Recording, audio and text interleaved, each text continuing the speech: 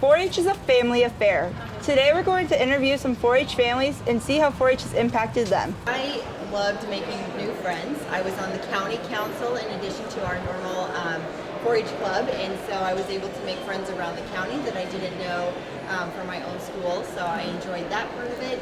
I enjoyed getting out there and being in front of people, and I learned a lot to do something like that and get more comfortable with those skills and organization skills, leadership skills.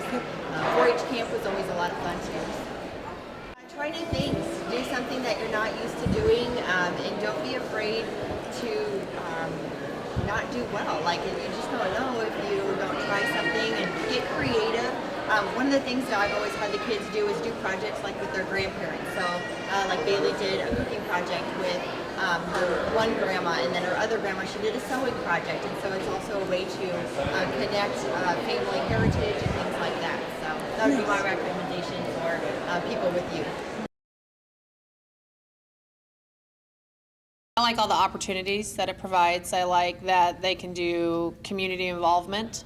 My calves getting attached to them, spend time with them, and have fun.